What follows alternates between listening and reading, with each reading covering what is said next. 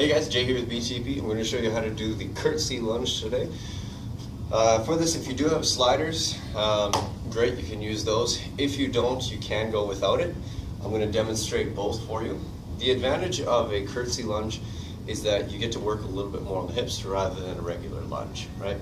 For those of you with pre-existing knee injuries, make sure you watch how far your knee travels forward, right? So for those of you, like I said, with pre-existing legs, knee-specific injuries, I don't want your knees to go past your toes, okay? For those of you that have the mobility and the control, feel free to do so. But again, your primary concern is going to be control with all these movements. So with the slider, you're going to put the slider underneath your, obviously, sliding leg or the non-working leg. So my weight is going to be transferred onto my left. From this position, I'm going to transfer over, right? So my weight is primarily on my left leg. You should feel your glute med activate to hold you in place. You're going to slide this foot back as you come down. Now, how far out you go is entirely up to you. You want to be able to control it, right? So I don't want to just fall into it and come out of it. Torso stays up nice and tall. Come up and come back. Okay? Your goal with this is the hip, the knees, and the ankles, we're all pointing the same direction. So I'm not going to drop this out excessively. I'm also not going to let this knee drop in or this hip come out this way. Okay?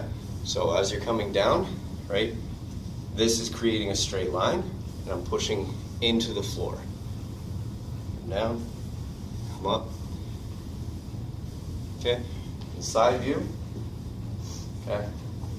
Going down, come back up. There you go. Back, up. Okay. For those of you, like I said, with a bit of a pre-existing knee condition, just make sure that that knee doesn't glide too far forward. Keep that foot back a little bit, right? And the other thing is make sure that the heel doesn't come off the ground. So from here, right, I don't want to be going into this position. Okay? Other side, same deal, right? Transfer the body weight. Come down, come up. I want to make sure this hip stays in so I don't let it bow out to the side too far. Right?